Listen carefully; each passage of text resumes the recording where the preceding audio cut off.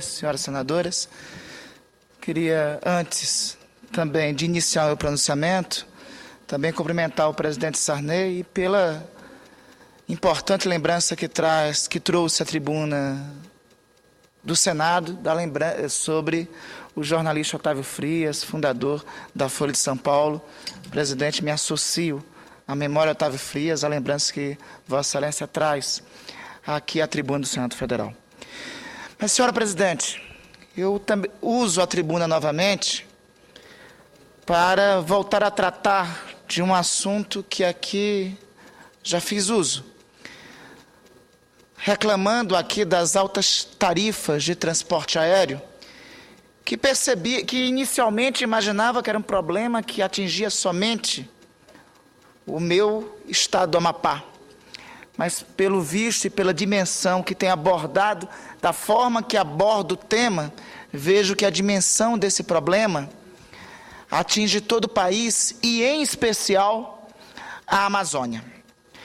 Portanto, além de daqui insistir na reclamação de que o sistema aéreo nacional encontra-se à mercê, encontra-se refém do duopólio de duas empresas aéreas, a TAM e a Gol, eu quero aqui reportar um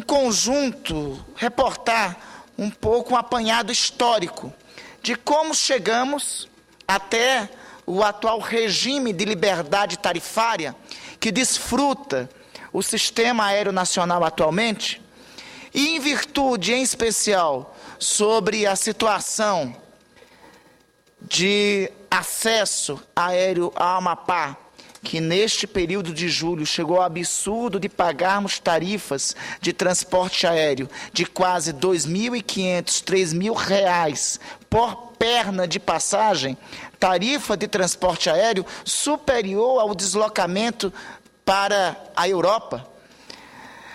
É importante nós encontrarmos as razões de termos chegado até o regime de liberdade tarifária que nós desfrutamos hoje e das providências que têm sido tomadas em relação a essa situação de altíssimas tarifas de transporte aéreos, notadamente para o Amapá. No Brasil, a Política Nacional de Aviação Civil, ela alterou de, inicialmente, um sistema de regulação rígida, em vigor nos anos 70, passando para um regime de flexibilização, até a criação, recentemente, de uma agência reguladora, a ANAC, que volta à fiscalização das atividades da aviação civil. Mas então vamos remontar ao tempo, vamos inicialmente nos dirigir aos anos 70 e até meados dos 80, onde encontramos que a política para o setor aéreo, a política regulatória para o setor aéreo, se apresentava naquele momento vinculado à política de desenvolvimento do governo federal. Não quero reiterar o retorno a esta política dos anos 70, mas acho que nós avançamos para um regime de flexibilidade demais e de quem que coloca o sistema aéreo nacional muito à mercê das empresas de aviação civil, das grandes empresas de aviação civil, e que, deixando esse regime de liberdade tarifária, em primeira e em última análise, atingindo os consumidores de transporte aéreo nacional. Mas voltemos então aos anos 70. Nos anos 70, a política do governo federal estruturava e incentivava o setor aéreo, regulado pelo chamado Código Brasileiro do Ar, o Decreto-Lei número 32 de 1966.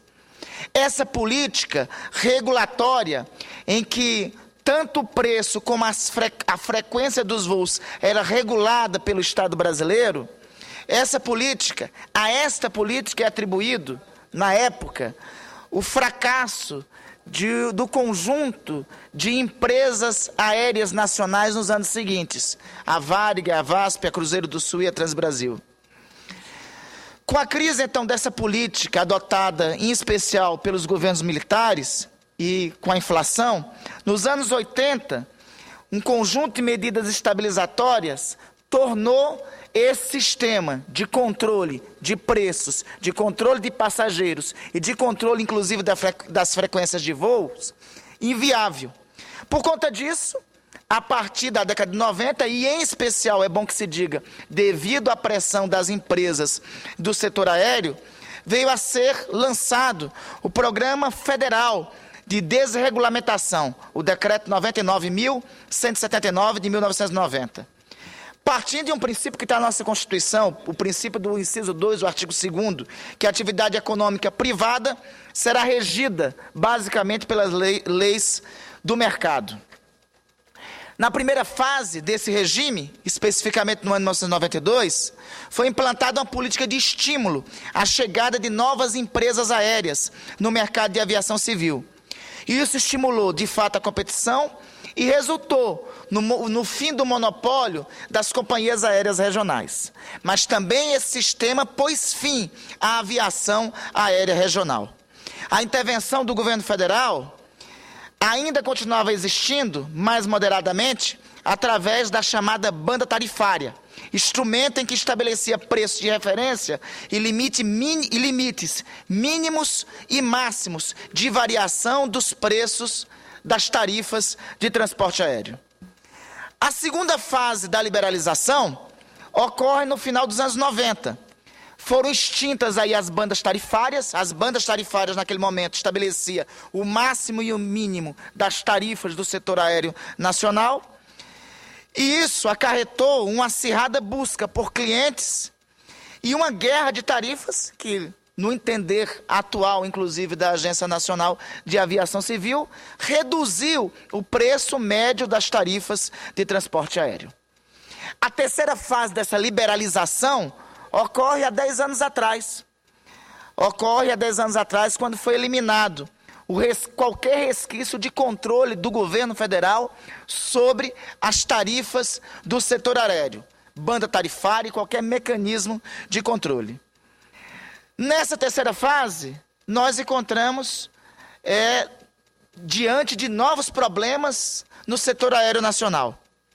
Esses problemas ocorrem, em especial, devido ao fracasso, mesmo com todo o sistema de liberalização, de empresas do setor aéreo nacional, como a Varig e a VASP. Essa atual fase de desregulação, de liberalização do setor aéreo nacional, que vem a partir de 2005, é regida pela Lei 11.182, que institui a Agência Nacional de Aviação Civil. Essa agência, a ANAC, passa a deter a competência para regular, fiscalizar as atividades de aviação civil e infraestrutura aeronáutica e aeroportuária, adotando-se aí o direito atual de que o regime atual de mobilidade das empresas aéreas e de plena liberdade das tarifas e dos bilhetes de transporte aéreo. Nós estamos, então, diante desse sistema. Não existe, ao contrário dos anos 70, ao contrário dos anos 80, a partir dos anos 90, nós tivemos no setor aéreo nacional um acentuado regime de liberalização. Essa liberalização chegou até um determinado ponto nos anos 90 e que ainda tínhamos o regime da chamada banda tarifária. Ou seja, o governo estabelecia, pelo menos, não era um sistema e um regime tal qual dos anos 70, mas era um regime que o Estado brasileiro estabelecia qual era o limite da menor tarifa e o limite da maior tarifa do Sistema Aéreo Nacional. A partir de 2005, em especial com a criação da ANAC, houve o fim indefinitivo desse sistema. A ANAC, eu repito, argumenta que o sistema atual de liberdade de tarifas propicia uma corrida às melhores tarifas por parte dos passageiros e melhores oportunidades no mercado e, em decorrência disso, a redução da média do menor valor das tarifas. Bem, com todo respeito a esse estudo parte da ANAC, mas não é isso que presenciamos principalmente na Amazônia. Na Amazônia e em estados como o Amapá, não existe modal ferroviário, não existe modal rodoviário. a única possibilidade de acesso ao Amapá, ou pelo menos para o restante do Brasil, nós teremos daqui a pouco ligação terrestre com o platô das Guianas, mas a única possibilidade de ligação do Amapá com o restante do Brasil, ou através do modal fluvial, ou através do modal aéreo. Na prática, então, somente o modal aéreo garante para amapaenses o deslocamento para o restante do país no tempo, na comodidade e na segurança que o deslocamento exige. Ocorre que no mês de julho, os amapaenses foram, na prática, privados desse direito. Com a capital Macapá tendo a oferta apenas de 5 voos de um duopólio de TAM e de Gol, lá nós encontramos o melhor retrato, o retrato mais claro de que a política de total liberdade tarifária e de nenhum tipo de regulação do Estado para propiciar a integração nacional, porque é disso concretamente que se trata, nesse aspecto tem fracassado. Tem fracassado, e esse é um diagnóstico que não faço isoladamente. Eu trago aqui um estudo do setor de transporte aéreo do Brasil, um estudo consolidado pelo Banco Nacional de Desenvolvimento Econômico e Social e por uma instituição do governo, por duas instituições do governo, o BNDES e o Ministério do Desenvolvimento da Indústria e do Comércio Exterior. Essa análise, esse estudo, faz uma análise do setor de transporte aéreo no Brasil.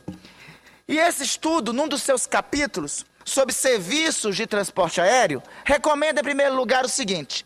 Primeiro, a manutenção do sistema de regulação doméstica, de implantar regras de liberalização tarifária, tal qual ocorreu de 2005, em especial, até agora.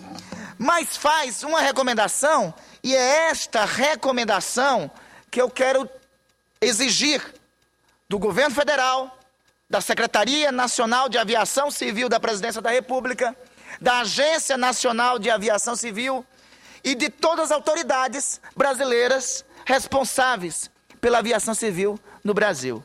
A recomendação aqui desse estudo, repito, feito pelo governo brasileiro, diz o seguinte: tendo em vista as dimensões continentais do Brasil e o diferente grau de acessibilidade dos mais de 5.000 municípios brasileiros, para muitos dos quais o modal aéreo se mostra como única alternativa viável, os objetivos de política pública poderiam compreender a instituição de mecanismos de viabilização de rotas de baixa densidade.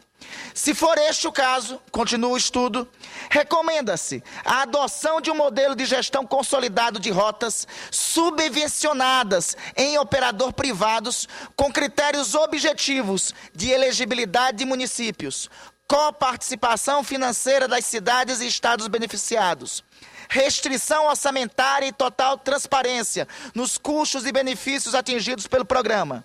Especialmente, a exemplo do que ocorre em outros países, um dos principais objetivos a ser almejado é a transformação das rotas antes dependentes de subsídios em rotas plenamente autossuficientes, de modo que, passado algum tempo, o programa deixe de ser necessário. Ora, o que o estudo do próprio governo brasileiro aponta é o diagnóstico do que me parece evidente.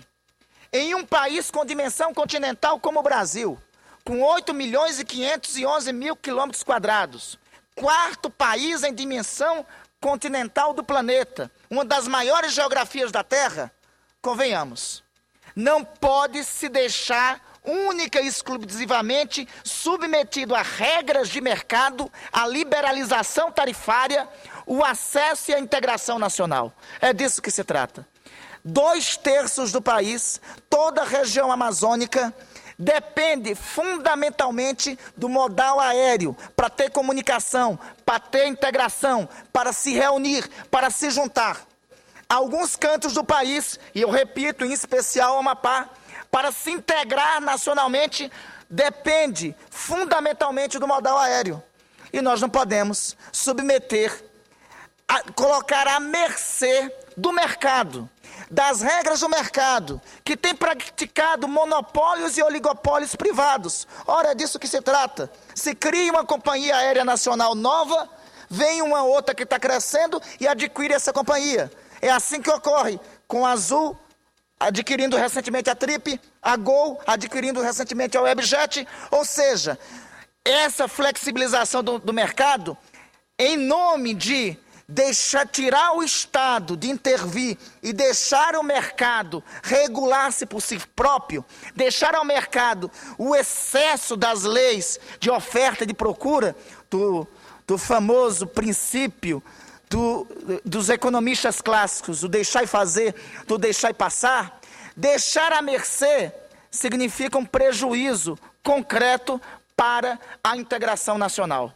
Significa um prejuízo concreto de isolamento de regiões do país. Creio que é necessário essa política de liberdade total para o mercado, essa política de não se submeter ao monopólio do Estado, tem sido invertida para se submeter ao monopólio privado. O que ocorre exatamente hoje no Brasil em relação à política da aviação civil é uma submissão dos interesses do Estado, é uma submissão do sistema aéreo nacional aos interesses privados. Por conta disso, é fundamental e urgente o encaminhamento da recomendação presente nesse estudo do próprio governo brasileiro para os próximos 10 anos, que se refere aos serviços de transporte aéreo no Brasil. É fundamental a regionalização, o apoio, o diálogo com governos e com municípios, inclusive para incentivar a constituição de empresas aéreas regionais, e que essas empresas aéreas regionais depois não fiquem à mercê de serem adquiridos pelas grandes empresas aéreas do monopólio privado nacional do setor. Por conta disso, senhor presidente, senhoras senadoras e senhores senadores, eu queria aqui primeiramente registrar e agradecer a atuação do Ministério Público Federal, secção Amapá, que a partir de representação movida por nós, tem atuado em conjunto conosco nessa luta para abrir o mercado de aviação civil no Amapá para outras empresas. Essa semana estivemos em audiência. Na semana passada movemos representação ao Conselho Administrativo de Direito Econômico, à Agência Nacional de Aviação Civil, contra o que eu considero um duopólio praticado pelas duas grandes empresas do Sistema Aéreo Nacional. E essa semana estive em audiência com o secretário nacional de Aviação Civil da Presidência da República. Tive, inclusive, lá uma boa notícia do interesse de uma empresa regional, de estruturação de uma empresa regional com sede em Manaus, para ampliar a oferta de voos para Macapá e para outras cidades da região amazônica. Nós aprovamos, na Comissão de Meio Ambiente e Defesa do Consumidor daqui do Senado, um requerimento de autoria minha, de autoria do senador João Capiberibe e também subscrito pelo senador Jorge Viana, para fazermos, e espero que façamos ainda no final desse mês, uma audiência pública nessa comissão, envolvendo a ANAC, TAM, GOL e, em especial, a Secretaria Nacional de Aviação Civil. Nós não podemos, eu repito, essas providências são necessárias e eu espero, e eu quero acreditar que nós não... Eu espero que no próximo ano, nas próximas férias de julho, no próximo período de férias de janeiro, no período de maior pressão, onde é necessário amapaenses se deslocarem de Macapá para outras cidades do Brasil, eu espero que nós não voltemos a viver os dias de drama e de altas tarifas de transporte aéreo que tem sido praticada no Amapá. É um absurdo uma passagem, por exemplo, de Macapá a Belém, uma passagem, já concluo, presidente, de meia hora de voo, ser cobrado uma tarifa de R$ 1.000 e R$ 1.200 em nome da chamada oferta e procura. E esse é um retrato concreto, e falo isso para concluir, senhor presidente, isso é um retrato concreto do que significa a política de retirar o Estado de tudo, do que significa o padrão de deixar tudo à mercê do mercado. Aqueles que condenam o Estado, o monopólio estatal, o Estado de praticar monopólio, na verdade, defende os interesses para que o monopólio mude de mão. Deixe o monopólio de ser praticado por Estado em função e em favor do interesse público, para que o monopólio passe a ser aplicado e empregado pelos conglomerados privados, que interessa esse monopólio só ao lucro de meia dúzia. Setor nacional de aviação civil, o setor aéreo nacional, não pode ser refém de qualquer tipo de monopólio. Ao mesmo tempo que não é mais adequado, a política não é mais adequada, a política de intervenção dos anos 70, mas também não é adequada a política atual de liberalização total de tarifas de transporte aéreo, sem nenhum tipo de acompanhamento ou fiscalização estatal. Eu espero que as providências sejam tomadas no sentido de debatermos esse marco regulatório e no sentido de que o estudo do próprio governo seja aplicado no sentido de criarmos empresas regionais de transporte aéreo que possibilite, de fato, concorrência e o fim desse monopólio de 2 ou 3 empresas no sistema aéreo nacional, no sistema de aviação civil do Brasil. Obrigado, senhor presidente.